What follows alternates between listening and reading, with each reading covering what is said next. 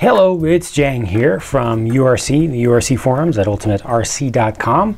I'm going to be unboxing and taking my first look at the HPI Vorza Flux HP, full ready to run, Mambo Monster powered 1/8 scale electric buggy. I've had this exact box right here for a year, just like the last thing that I unboxed, the little /1/16 scale. Let me get my trusty cutter. Did somebody swap out my trusty cutter? It doesn't look like it did just a minute ago. Babe, did you? Never mind. Never mind, it's okay. As long as it works, I guess it's all that matters. I've had this thing for a year. It's been sitting on the shelves and it's been stuck in the queue. Yeah, I think she must have borrowed my other one. This is not the same. Anyway, just haven't been able to get to it. A very popular model, very popular vehicle. Been on the market for a long time, sold a lot, pretty well known, but I haven't had one. I've driven them, but I haven't had them, and I haven't shared any videos of them with all y'all, so I'm gonna fix that. You know, I've got the vehicle. Why not? Ooh, cool. It's the all black one. Nice. Yes, that looks proper. Well, almost proper. There's one thing that's missing, and that is the mounting of the wing. Out of the box, they don't mount the wing for you, so I'm gonna have to dig into one of these parts bags that's included. I'll show you in a minute. In order to get out a Allen wrench, because I'm not in the workshop now, I will just use one of the tools that's included with the vehicle. I can tell you right now, the wing feels kind of heavy. Maybe it's because of the thick decal sheets they used on there. Maybe it just uses a little bit more plastic than normal. Folks ask, does a wing really make a difference? Yes, it definitely does make a difference, especially at speed.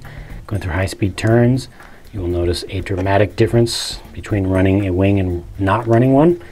But the aerodynamic effects of wings on these RC buggies are not the only effect, or not the only reason for wings having an effect. The weight, just putting that much weight at the back of the vehicle makes a big difference just by itself. And even within the aerodynamic effects, the actual downforce, if there is any actual downforce, which I expect there would be some. It's not a very efficient shape with the gurney on the underside and stuff, but drag from that will also make a big difference in just shifting weight to the rear tire. So it's not purely a downforce tool.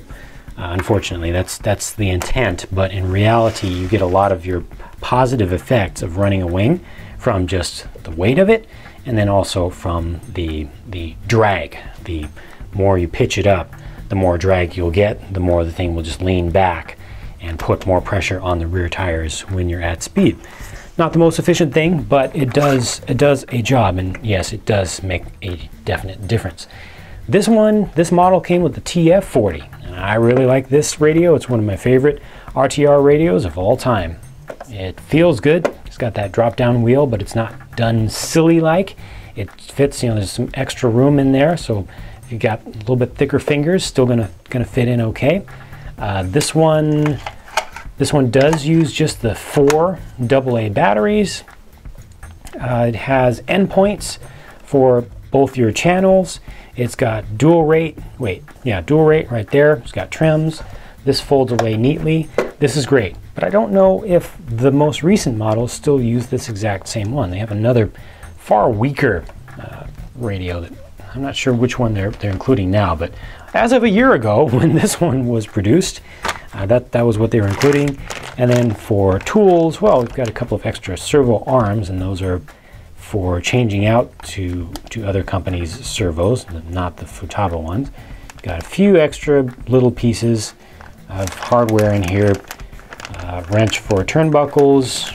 This is your large wrench, T-wrench. It's mostly going to be used for taking your wheels off and putting them back on.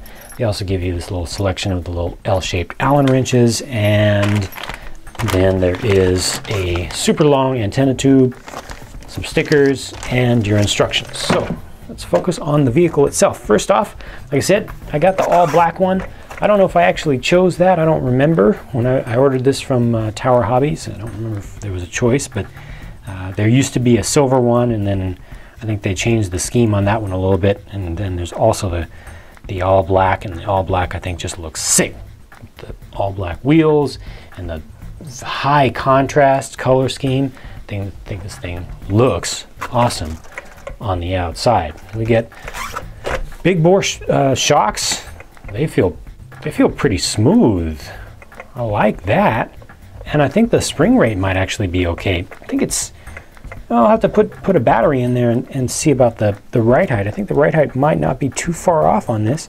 Feels like the setup is not too bad. Not too bad. Yeah, I mean, like I said, put a battery in there. I think this might actually work out okay. This thing is based on, it takes pieces from the D8 and I think a little bit from the VE8, was it? So it definitely has racing pedigree behind it, but this particular one does end up being relatively heavy compared to the state-of-the-art for racing buggies. Look at that beautiful color. Hope that comes through on camera. Slightly yellowish tinge to the anodizing for the chassis and for the shock towers. Very, very nice. You know, just it's a well presented package. Now, this is a little bit of a problem right here. It's really unfortunate that stuff like that is not caught in quality control by a lot of companies. I see this frequently. The pinion just needs to be slid over to the side just a little bit, because it's only about 3/4 of it is actually hitting the spur. Metal spur and metal pinion equals loud, loud, loud, especially with a slotted 4-pole motor. Is it 4-pole or is it even 6-pole? I think this is 4-pole. Not positive, but slotted motor. It's the Castle 2200 kV, just with a different heat sink fin look to it. That's going to be super, super loud. Doesn't mean there's anything wrong there, but it's just the way it is. I tend to much prefer plastic spurs. Got your center diff here. Diffs front and rear, of course, standard 8 scale layout. A large battery box here that is adjustable. You can lengthen it and shorten it a little bit, and of course you can use different heights of batteries in there. And this is nice. They actually route the wires across. These little pinchers for the wires are molded into the chassis braces. Chassis braces are plastic, but they do look a little bit thick. You got an adjustable servo saver over here with a boot over the spring. It looks like a little plastic boot. That's nice. High torque metal geared servo, they say. The case looks like it's a Bluebird to me. I might be mistaken on that. Don't quote me on that, but it looks like a Bluebird, you know, OEM. And you got your Castle built HPI Blur ESC here. It's the Mamba Monsters. All that is. All that is. It's actually kind of a big deal.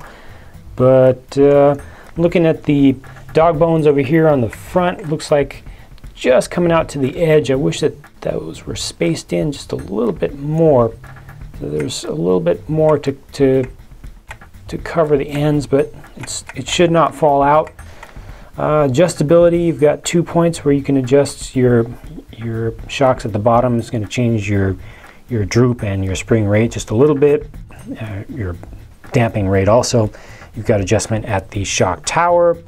We've got a little bit of change of camber length, and also a couple of options for roll center at the front. And at the rear, it's going to be the same thing, just more options for roll center still.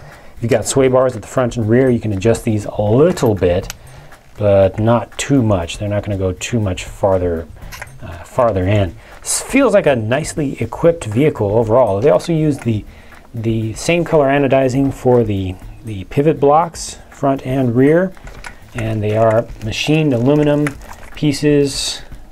Again, front and rear at the rear diff, front and rear at the front diff. Actually, the The rear one here at the front diff looks like it is machined, but the front looks like it's stamped. Just a stamped piece on some 3mm or maybe 1/8 inch aluminum, but that's good. That's better than plastic as far as I'm concerned. There's a little bit of play in here already. That's marginal. I wish there was a little less than that. Kind of multiplies through. It's not too bad. We'll see how that works out. Tires themselves, a decent compound. Well, decent compound, it feels like, and a decent tread pattern for tearing up all-terrain sorts of situations. These are definitely, they should not work very well on the smooth track where I'm going to run this the most. Probably on the bash park at NorCal Hobbies, where they've got kind of hard pack under a loose layer. These won't be able to grab that much because they don't grab into hard pack all that well. But I think these should be decent tires, not the best for most situations, but respectable. Probably not throwaways, although I think they may actually get used up pretty quickly. We'll see how that works out. But you can just put on any standard 8th scale wheels and tires. Those are well standardized across the industry, so that's a really good thing. I'm liking what I'm seeing thus far. I've seen a bunch of these drive. Like I said, I've driven a couple. They tend to act like they're heavy. They tend to be under-geared out of the box, but that's all stuff that can be adjusted, that can be worked with.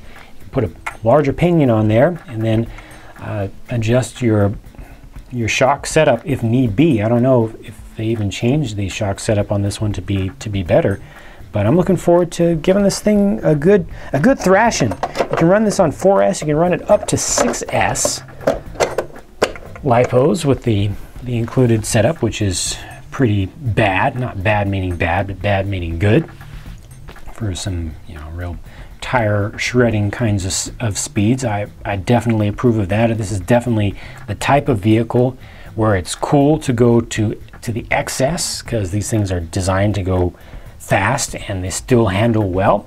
So yeah, I'm looking forward to it, and looking forward to trying out some new stuff, or new to me, a little different way of bringing review type material and driving impressions to you guys in a way that will allow me to get the material out more quickly, and it'll be less stress and more fun for me, which is really important. I want this hobby to always remain a hobby first and foremost, and I want to always enjoy the stuff that I'm doing with it.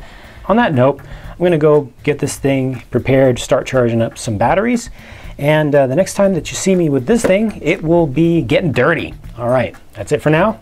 Talk to you again soon.